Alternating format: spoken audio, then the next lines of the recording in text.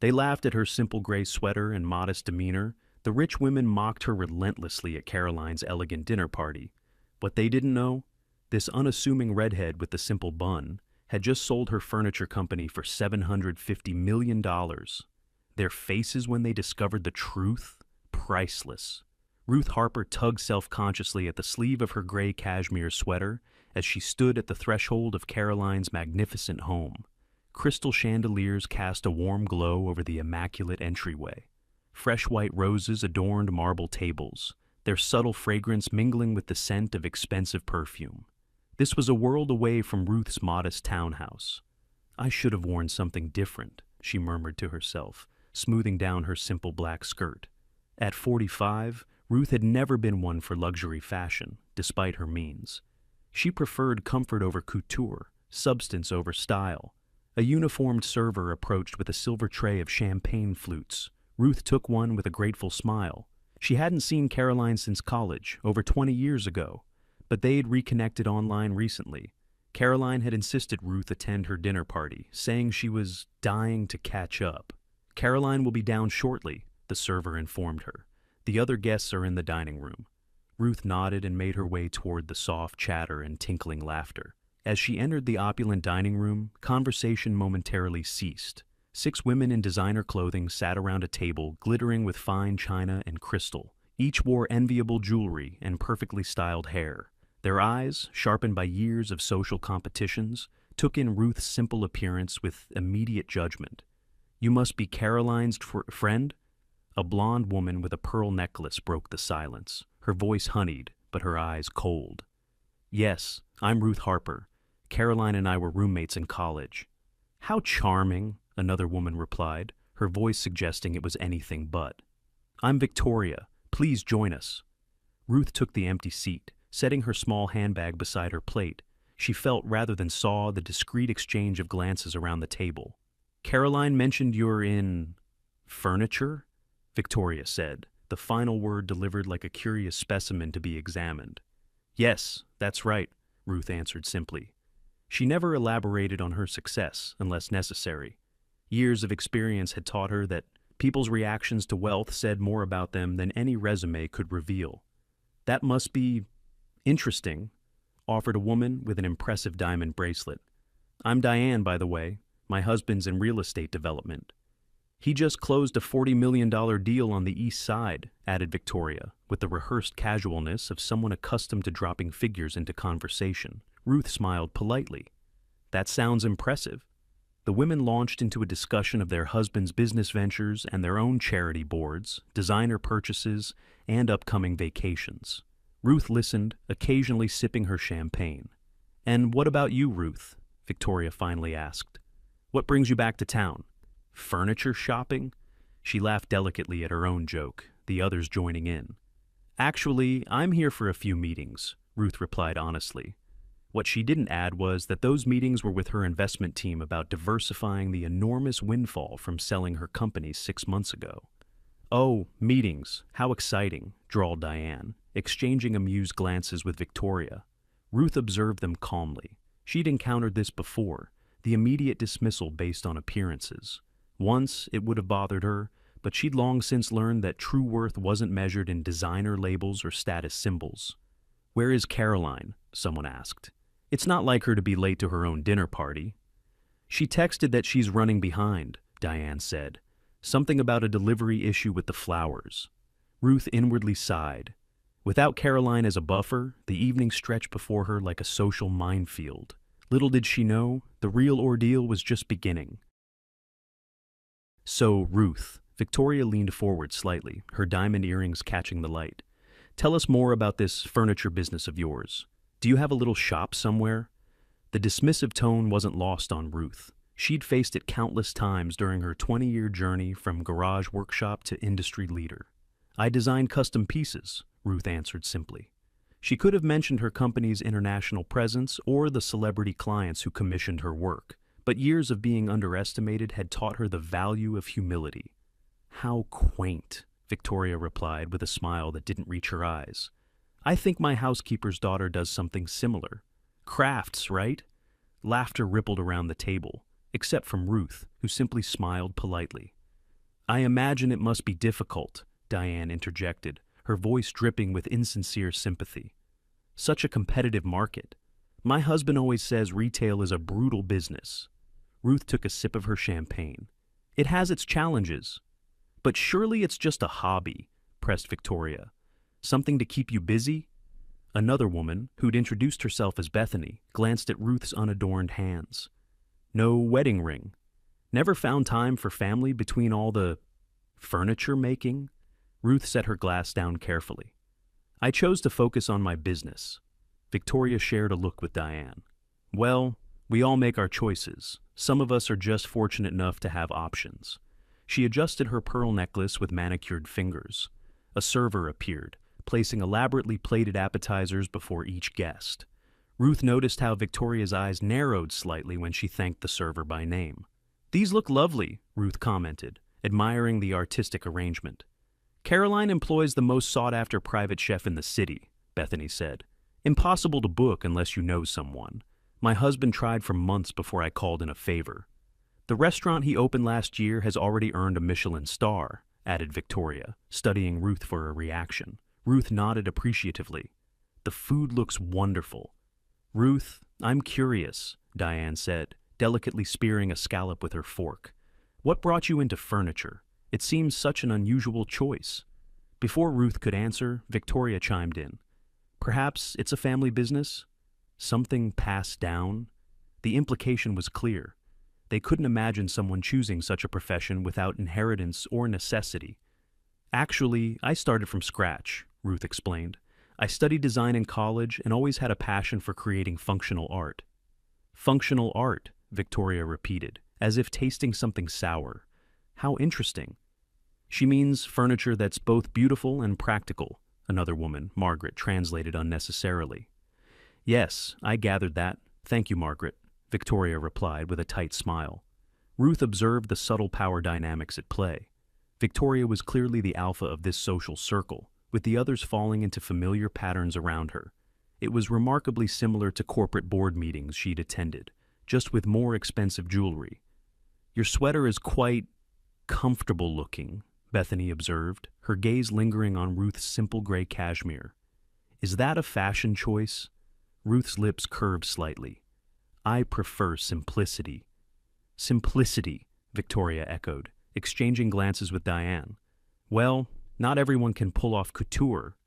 Or afford it, murmured someone else, just loudly enough to be heard. Ruth brushed an invisible crumb from her sleeve, unbothered.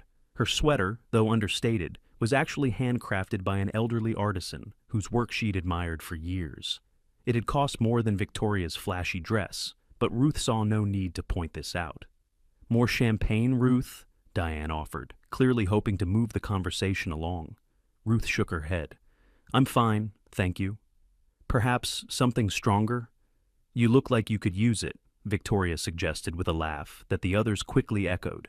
As the laughter faded, Ruth caught a glimpse of her reflection in a polished silver candlestick, her simple red hair in its practical bun, her minimal makeup, her unassuming posture, all carefully cultivated over years of business negotiations, where being underestimated had worked to her advantage. Tonight was no different. Dinner progressed with the careful choreography of high society. Servers glided between chairs, replacing plates and refreshing glasses with practiced precision. Ruth observed it all with quiet interest, occasionally catching the eye of a server who seemed surprised by her genuine thank you each time. Did you see Eliza's new summer home? Victoria asked the table, pointedly excluding Ruth from her gaze. Waterfront, 6 bedrooms, and the most divine infinity pool overlooking the bay. I heard she paid nearly $12 million, Diane added, her voice dropping to a conspiratorial whisper that was meant to be heard. 12.5, corrected Bethany. My husband's firm handled the transaction.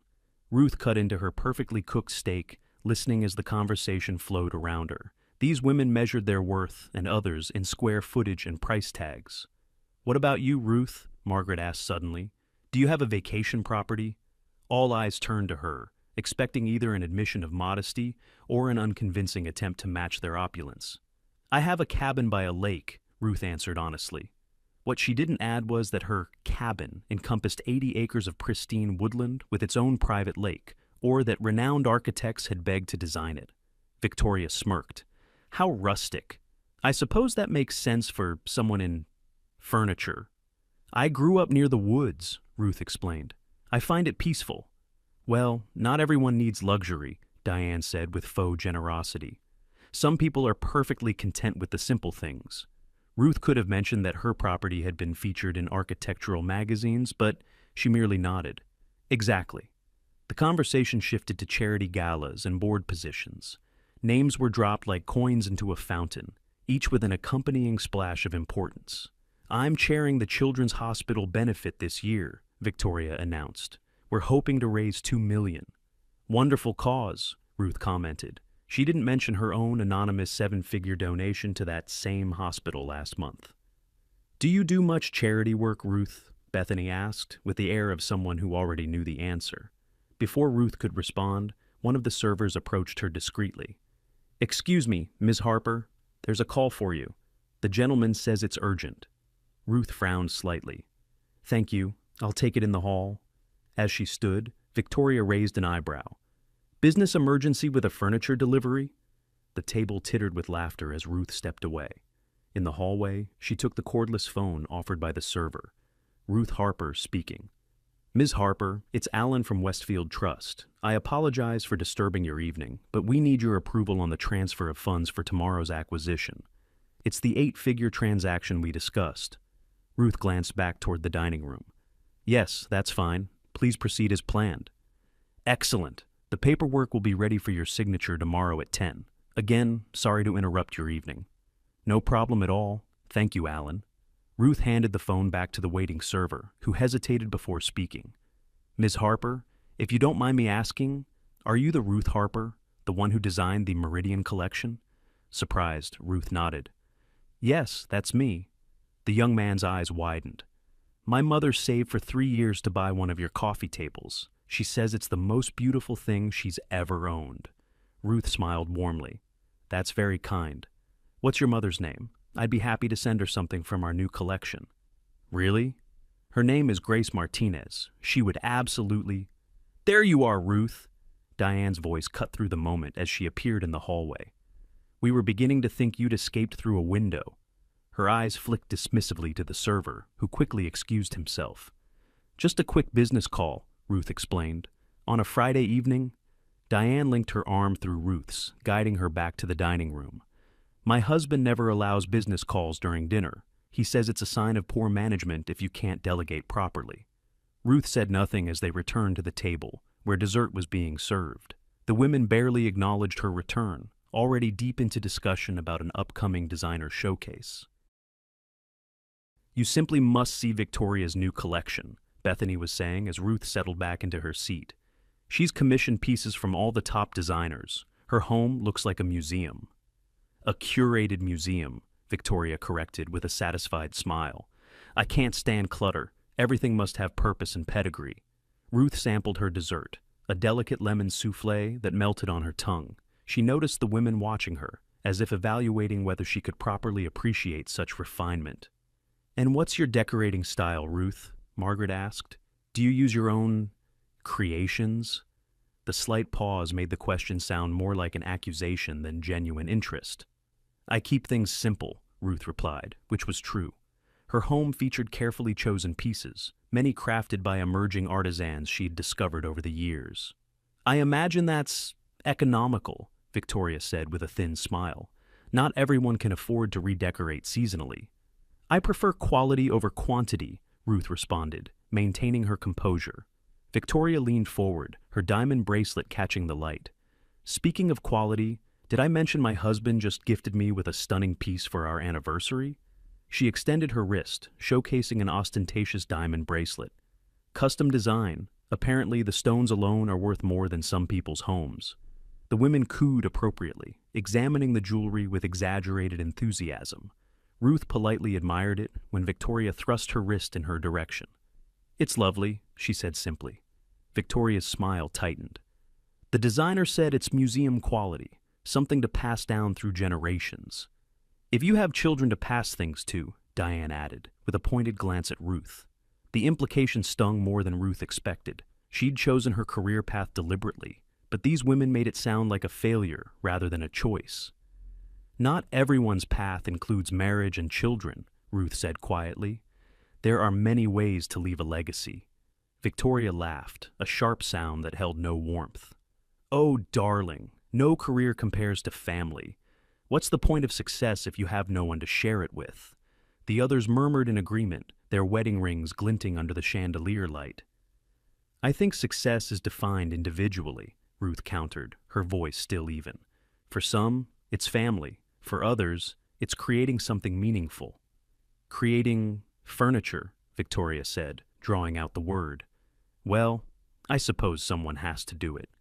The deliberate condescension was like a slap, but Ruth had faced worse in boardrooms dominated by men who thought a woman couldn't possibly understand business. Exactly, Ruth agreed pleasantly. Someone does. Victoria's eyes narrowed at Ruth's unflappable demeanor. She clearly expected Ruth to either wither under her scorn or lash out defensively. When neither happened, her tactics escalated. I don't mean to be rude, Victoria said, in a tone that suggested she meant exactly that. But that sweater, is it a hand-me-down? It looks rather worn at the elbows. Ruth glanced down at her sleeve. The sweater was actually less than a month old, but its muted color and simple design apparently read as cheap to these women. It's comfortable, she replied, refusing to defend her clothing choices. Comfort over style, Diane said with a laugh. How pragmatic. I always say, Victoria added, swirling her wine, you can tell a lot about someone by what they choose to wear. It's a statement about how you value yourself. Ruth met her gaze evenly. I couldn't agree more. Victoria's smile faltered slightly at Ruth's calm response. She'd expected embarrassment, perhaps even tears. Instead, she found herself facing a woman who seemed completely unbothered by her barbs. Well, Victoria continued, doubling down. I suppose when you work with your hands, fancy clothes would just get ruined. I'd hardly call it working with her hands, Bethany added with air quotes. It's more like arts and crafts for grown-ups. Laughter rippled around the table, sharp and excluding. Ruth remained silent, taking a sip of water. Oh, don't look so serious, Ruth, Victoria said, noticing her lack of reaction. We're just having a bit of fun. No need to be sensitive. Ruth set down her glass. I'm not sensitive, I just don't find humor at others' expense particularly amusing. The table fell silent. No one had expected such direct pushback. Before Victoria could respond, the dining room door opened. All heads turned as Caroline finally entered. Caroline swept into the room with the confident grace of someone accustomed to making entrances. Her blonde hair was perfectly styled, her black dress elegant yet understated. Unlike the other women, her only jewelry was a simple strand of pearls. I'm so sorry I'm late, everyone. The caterer had a mini crisis that needed my attention, she announced, then broke into a warm smile when she spotted Ruth. Ruth? You made it. She hurried over to embrace Ruth warmly, a genuine affection that contrasted sharply with the cool reception Ruth had received from the others. I've been so looking forward to catching up, Caroline said, taking the empty seat beside Ruth. It's been far too long. Victoria cleared her throat delicately. We've been entertaining your friend, Caroline. Such an interesting background she has. Caroline's eyes narrowed slightly as she glanced around the table, clearly sensing the atmosphere. I hope everyone's been making Ruth feel welcome. An awkward silence followed, broken by Diane's overly bright, Of course. We've been fascinated hearing about her furniture hobby. Caroline's eyebrows shot up. Hobby? She looked at Ruth in confusion. Did you not tell them? Ruth shrugged slightly. It didn't come up. Tell us what? Victoria asked, her curiosity piqued despite herself. Caroline looked around the table, genuine surprise on her face. You mean none of you recognized Ruth Harper? The Ruth Harper? Blank stares met her question. Caroline laughed in disbelief. Ladies, Ruth isn't just in furniture. She founded Harper Designs, one of the most successful furniture companies in the country. Her pieces are in museums. Victoria's smile froze on her face. Harper Designs? The luxury furniture brand? The very same, Caroline confirmed. In fact, Victoria, That console table in your entryway that you bragged about last month. That's one of Ruth's designs. Victoria's face paled visibly. But that table cost a fortune, yes, Caroline finished for her. Ruth's work always does. And speaking of fortunes, she turned to Ruth with a grin. Should I tell them, or would you like to? Ruth shook her head slightly, but Caroline was already continuing. Ruth recently sold her company for $750 million. Cash deal. It was in all the business news last month. The silence that followed was deafening. 6 pairs of eyes stared at Ruth in disbelief, mentally recalculating everything they had assumed about the quiet woman in the simple gray sweater. $750 million? Bethany finally whispered, her voice cracking slightly. Actually, it was 752, Ruth corrected softly. But who's counting? Victoria's champagne glass nearly slipped from her fingers.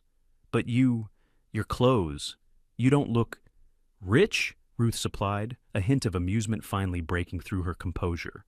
I never saw the point in flashy displays of wealth. I prefer to let my work speak for itself. Diane was now staring at Ruth's simple sweater with new eyes.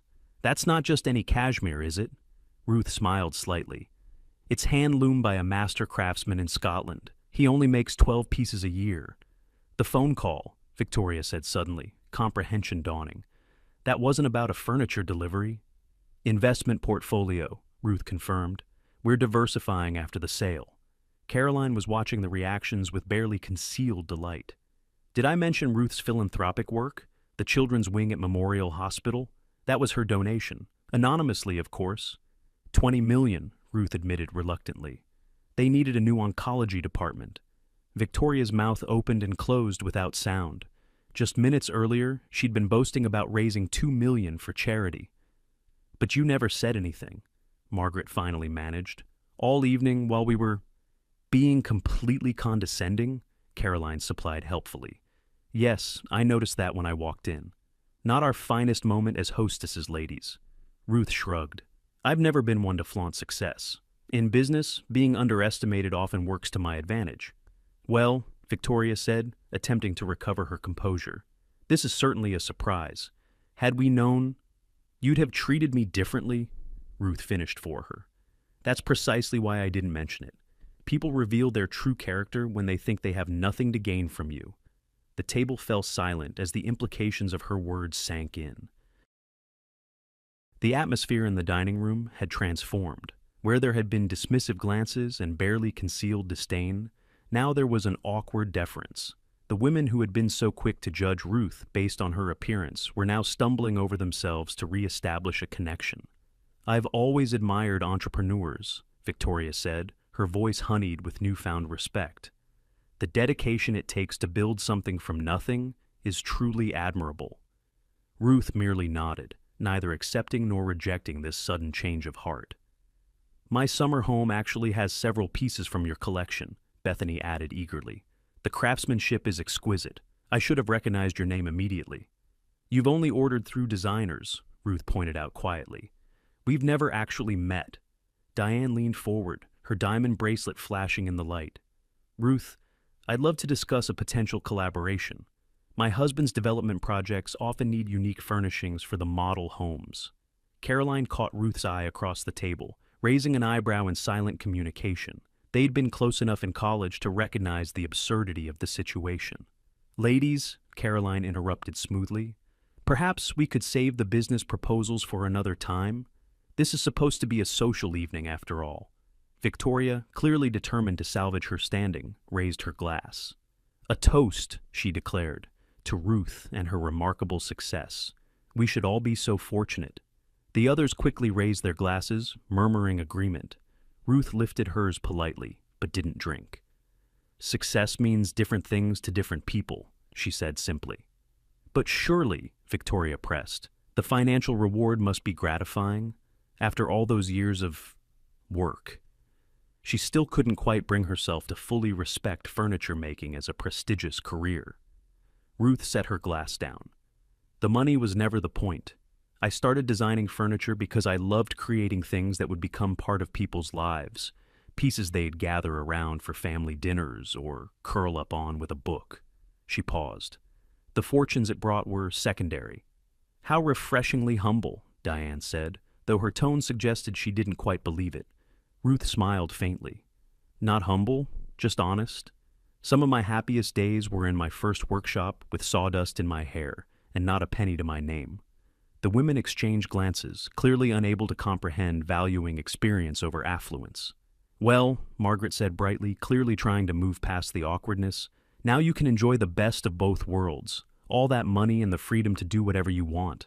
Ruth nodded. Yes, freedom is the true luxury, the freedom to choose how I spend my time and with whom. Her gaze swept around the table, the implication clear. These were not the people she would choose. Caroline, sensing the tension, stood up. Why don't we move to the sitting room for coffee? Ruth, I want to hear all about that educational foundation you mentioned starting.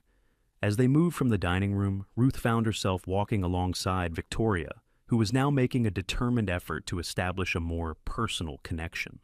I feel I should apologize for my earlier comments, Victoria said in a low voice. Had I known who you were? That's exactly the problem, Ruth interrupted gently. You shouldn't need to know who I am to treat someone with basic courtesy. Victoria flushed. I didn't mean to suggest. Yes, you did, Ruth said, her voice still calm, but now tinged with steel. You meant that wealth and status determine how much respect someone deserves. That's a disappointing way to move through life. Victoria stopped walking, momentarily stunned by the directness. Ruth continued toward the sitting room, where Caroline was arranging coffee service. The other women were already seated, their body language noticeably different, more attentive, more deferential toward Ruth. The foundation? Caroline prompted as Ruth took a seat. Tell everyone about it. Ruth smiled, genuine warmth replacing her earlier reserve. We're creating educational opportunities for young people interested in traditional craftsmanship and design, full scholarships, apprenticeships with master artisans, business training. How charitable, Victoria commented, having recovered enough to rejoin the group. It's not charity, Ruth corrected. It's investment in talent that might otherwise be overlooked. She looked directly at Victoria, rather like I was this evening. The silence that followed was thick with understanding. As the evening drew to a close, Ruth stood on Caroline's front porch, waiting for her car. Caroline joined her, handing her a light wrap against the evening chill. I'm sorry about tonight, Caroline said softly. I had no idea they would behave that way. Ruth smiled. Don't apologize. It was illuminating, actually. Still, Caroline sighed. The way they changed once they knew about your success, it was almost grotesque. Ruth nodded, gazing out at the manicured gardens illuminated by strategic landscape lighting. Money doesn't change who we are, it just amplifies what's already there. And what about you? Caroline asked. Has your fortune changed you? Ruth considered this. I don't think so. I still value the same things: honesty, creativity, treating people with dignity, regardless of what they can offer me. Her car appeared at the end of the driveway, a modest sedan rather than the luxury vehicle her wealth could easily afford. That's why you'll always be rich in ways they can't understand, Caroline said, embracing her friend. As Ruth drove away, she reflected on the evening. Those women had everything society claimed was important: status, luxury, connections. Yet they seemed desperately unhappy, constantly comparing, judging, scrambling for position. True wealth, Ruth had learned long ago, wasn't measured in dollars or possessions. It was found in purpose, integrity, and the courage to remain authentic even when others dismissed you. Tonight was a reminder of why she'd always chosen substance over appearance, compassion over competition, and the quiet satisfaction of staying true to herself over the hollow validation of society's applause. What truly matters isn't what we have, but who we are when no one's looking. Remember that. If this story touched you, please subscribe and share it with someone who needs to hear it. Tell us in the comments where you're watching from, and remember, true worth isn't found in a bank account, but in the impact we make and the lives we touch.